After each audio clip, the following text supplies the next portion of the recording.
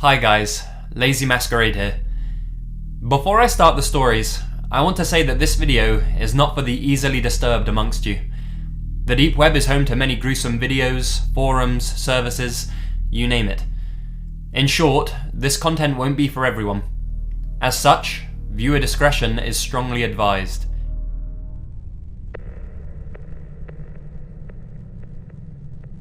Number 1. Let me start by saying that if you go on the deep web, you will inevitably come across something you don't want to see sooner rather than later. I've explored it quite extensively, and let me say that some of the things that you see there will stay with you for quite a while, maybe even change you a little, or at least alter the way you look at your fellow man. More worryingly, you might even find yourself becoming desensitized to these things that should disgust you. This is unfortunately what happened to me.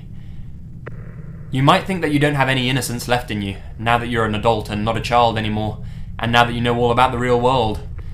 But trust me, you probably have more innocence than you think. Don't kill it off by digging too far into the deep web. Anyway, as you'd expect, I've seen all the obvious stuff, and then some.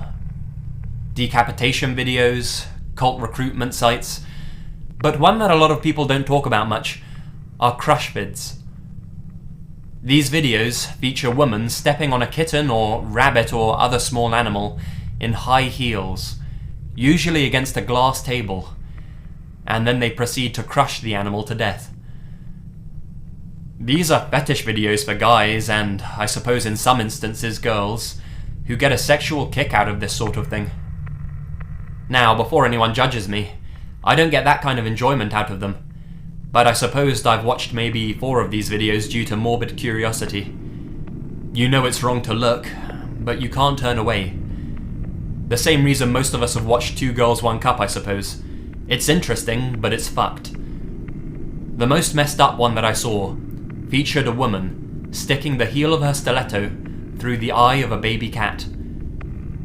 What was even more shocking was that this woman did it all with a smile on her face in such a jolly manner, like it didn't even faze her. Yeah, if you're an animal lover, stay away from these kind of things. Now, on to the meat of the story. One time, I received an invite to a website after chatting with some guy online. He told me it was something he thought I'd really like. Not really knowing what to expect, I followed the link. This was, as you probably expect, a mistake. The link took me to a site with just a video on it. The images were very poor quality and very grainy. In the video, there were 4 Chinese guys sat around a table in some crummy apartment. I'm pretty sure they were all drunk, and one of them was resting his head in his arms against the table. As the camera occasionally dipped downwards, you could see that the floor area beneath them was covered in a tarp. Nothing much else was happening. I wanted to skip forward because I was getting bored, but that's when I realized that you couldn't.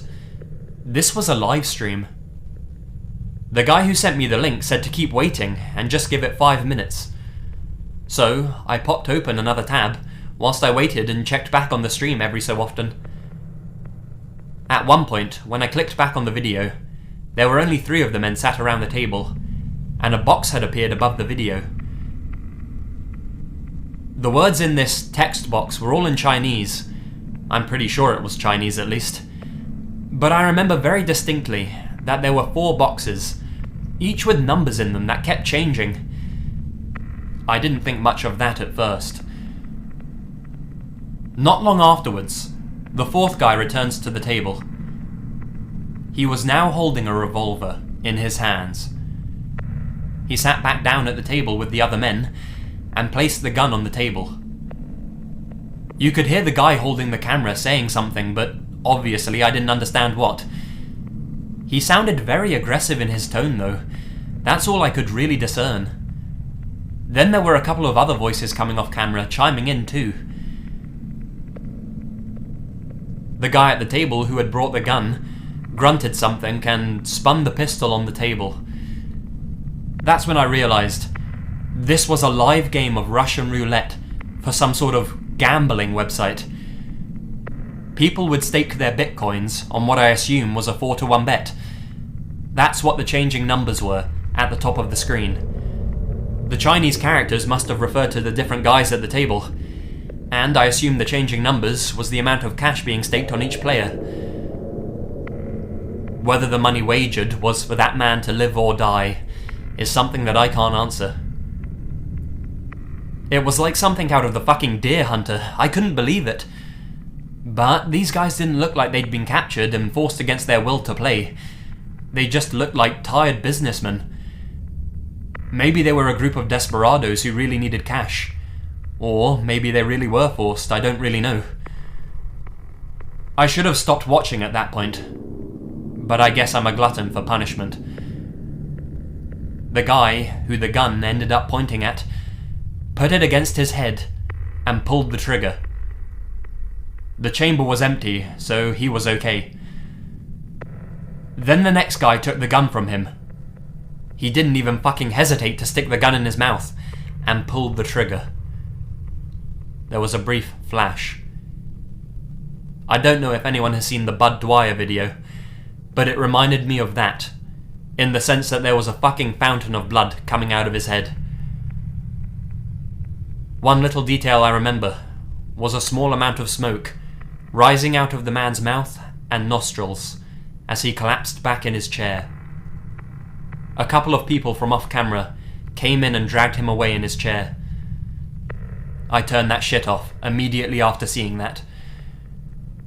I don't know if that's a regular thing that happens on that site, or whether this was some type of one-off event that had somehow been advertised on the deep web to attract an audience. I do think about that video from time to time, along with a few other fucked up ones that I've seen. Like I said, this shit stays with you.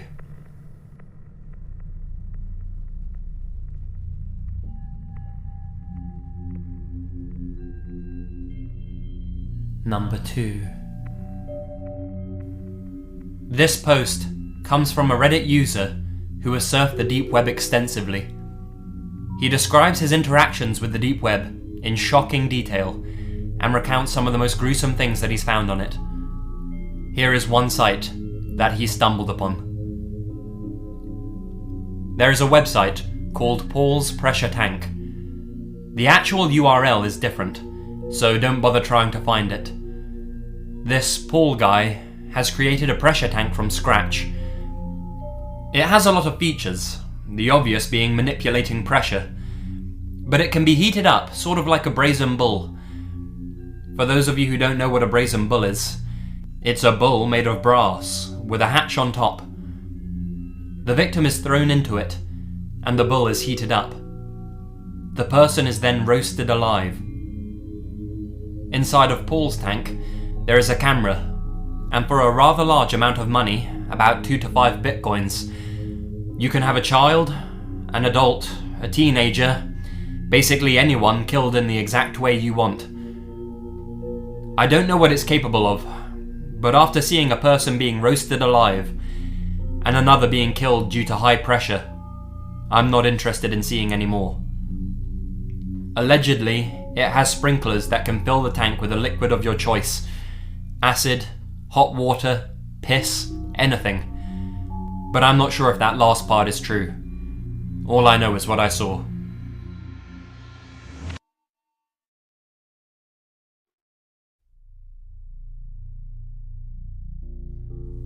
Number 3. My first trip to the deep web was both very exciting and nerve-wracking. I'd heard all the stories, but I still didn't really know what to expect. Turns out, there's a lot of dead links, as well as lots of spam, scams, and obviously drugs. So, unsatisfied, I dug a little deeper, trying to avoid all the screwed up snuff videos, CP and gore porn. What I did find, however, was equally as eye-opening, and revealed to me how disgusting some members of the human race can be. I stumbled upon a very particular forum. It was a forum for people who were HIV positive. I clicked through to check it out, not really knowing what to expect since this was surely something that could be discussed on the surface web. What I found was not what I expected, and in all honesty, reading their posts made me feel sick.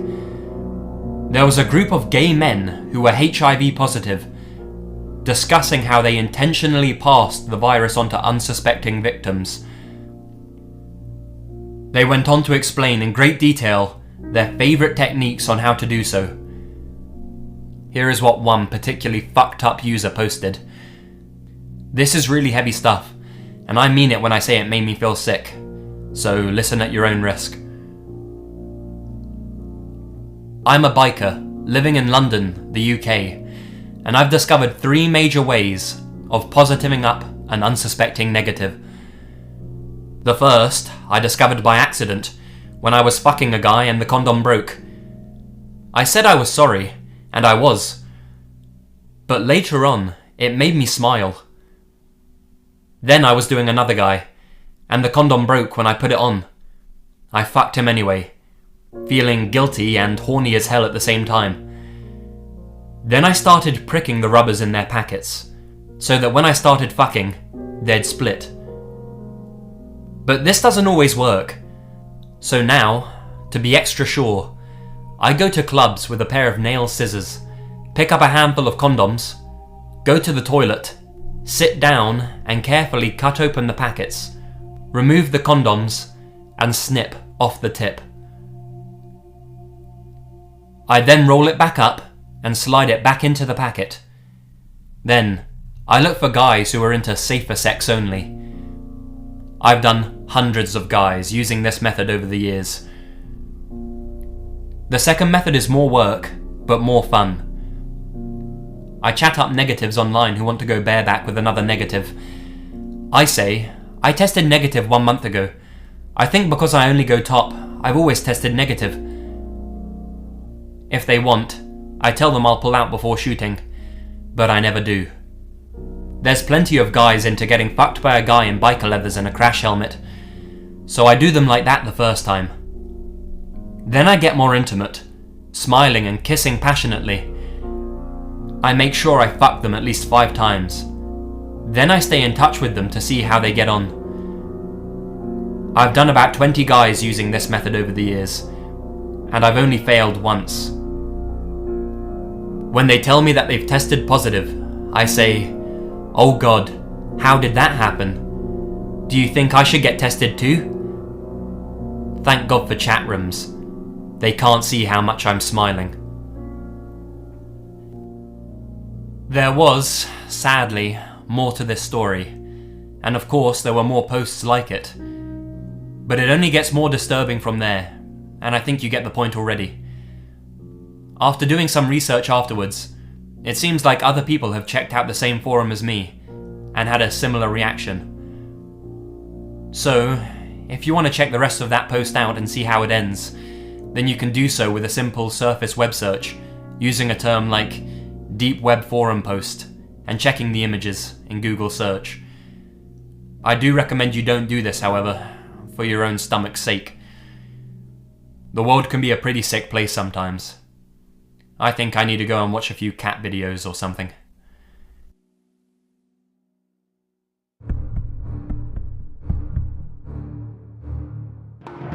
Hi guys, Lazy Masquerade here again. Thank you so much for listening, and I hope you enjoyed the video. That was a small collection of accounts of what some people have found on the deep web, and it's rather horrifying to think that all this goes on under our very noses. But there is a light at the end of this very dark tunnel, this very dark web tunnel, I should say, and that's the fact that NASA has recently confirmed that they're going to be joining a US government project to index the dark web, in a style similar to Google, and that should uncover a lot of the criminality going on there. So even if not now, maybe in the future we might be rid, or at least, you know, more rid of some of this gruesome stuff going on in the world. You can find an article about that NASA thing down in the description below, and you can also check out the artwork of Anthony Salinas via the links down there as well. Follow me on Facebook, Twitter, all that jazz, and you'll hear from me very soon. So until then, surf safely, and remember, the best things happen in the dark.